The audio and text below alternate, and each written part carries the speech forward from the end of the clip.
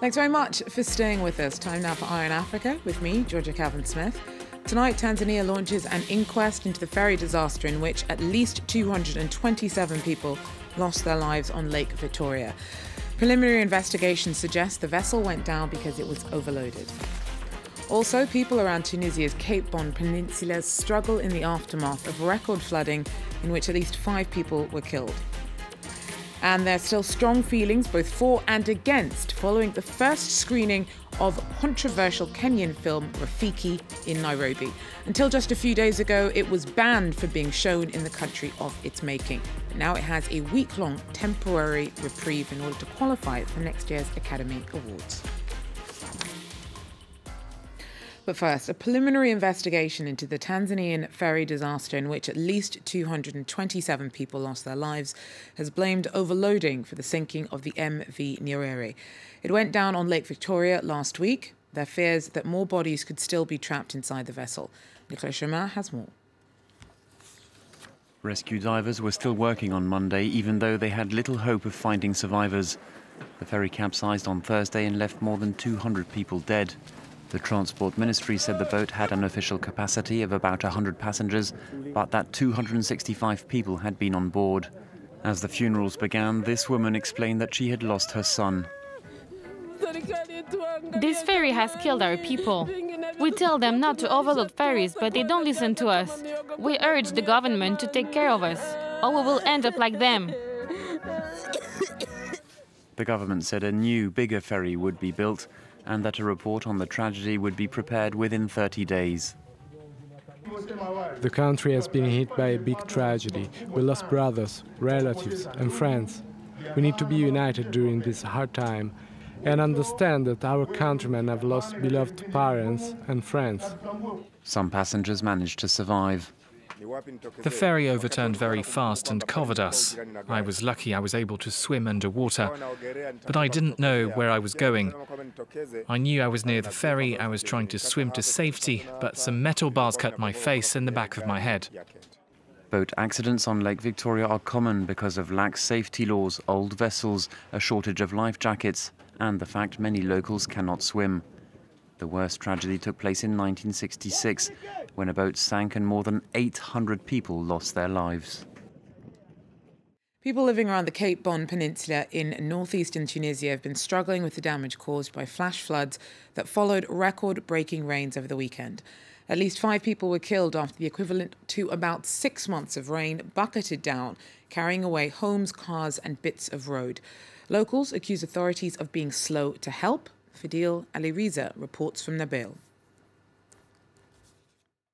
People in this coastal region are hurt and angry after suffering losses, in some cases loss of human lives after unprecedented flooding and from rainwater. Along the regional highways into Nabil, some roads have been washed away. In front of local government offices in towns and villages, angry crowds have gathered to set up makeshift roadblocks protesting the official response. Some say they should have been warned earlier about the extent of the rains, while others say that more should have been done to clear waterways and water runoff infrastructure. The Prime Minister was here visiting yesterday to set up a crisis response, but locals insist that they're doing most of the legwork. All the clothes are full of mud. We have nothing left to wear. My father, who is sick, had a heart attack during the floods. We had to carry him to the roof. We made a list of families most affected, and then we tried to clean alleys and streets so people can pass. In downtown Nabil, many houses and businesses have waterlogged items stacked up in front of them. City crews and volunteers are roaming the streets, cleaning up what they can. Many are trying to save what they have lost. The government has promised additional financial assistance, while social media networks are being used to coordinate charity around the country. It is estimated that over 2,500 homes were damaged during the flooding, but many fear that the end is not over yet, as there are more severe rains expected later this week. Look now at some news and brief. There were angry protests in Monrovia on Monday as thousands of Liberians demanded the return of the equivalent to around $104 million in cash that went missing on its way to the central bank. News of the money's disappearance sparked outrage. It's one of the poorest countries in the world, and the funds amount to about 5% of its annual GDP. The Liberian currency apparently went missing last November and this August. There are concerns a political crisis could be triggered, and the US is considering helping Liberia track down the money. Schools, shops and businesses were closed in protest in the Congolese city of Beni on Monday, as frustrated locals called out the army and the government for doing little to protect them. At least 18 people were killed over the weekend in an attack blamed on the ADF militia.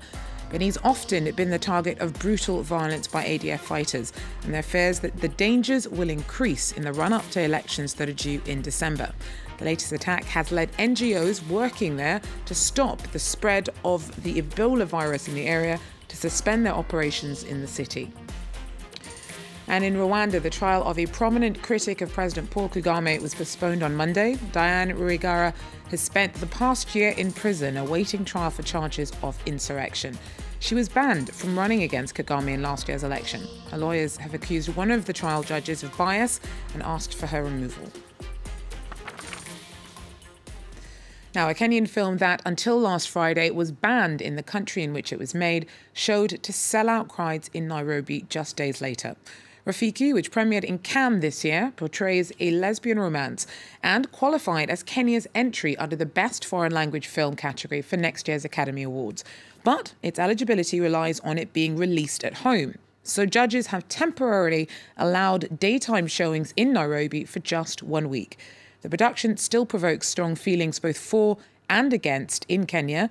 Both critics and fans turned out to Sunday's show.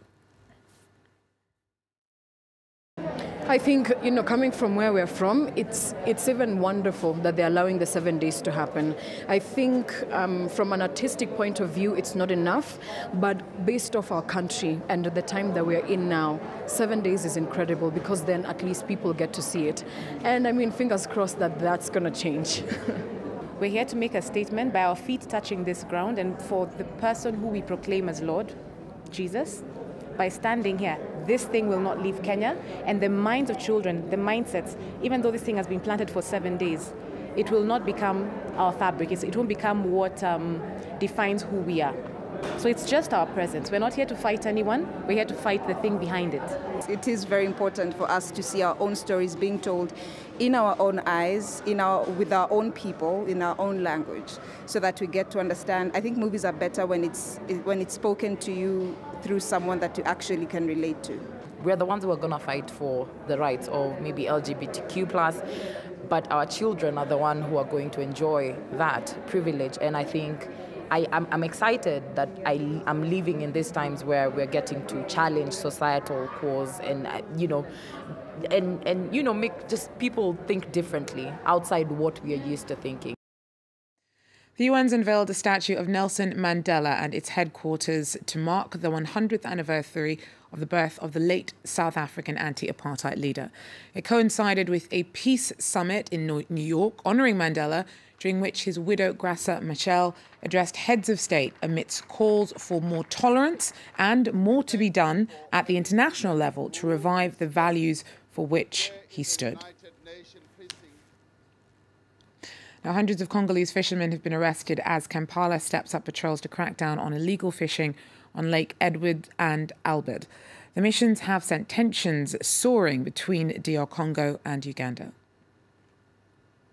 As these two Congolese fishermen try to get their catch of the day, they too find themselves caught. With no choice but to surrender to these Ugandan Marines, the pair is taken ashore and handed over to police. They are the latest to be detained in a Ugandan clampdown on illegal fishing, which has led to the arrest of over 400 Congolese fishermen. I couldn't get any fish in our side. That's why I crossed over to Uganda. What can I say? They had arrested me, and I do not know how my kids will survive.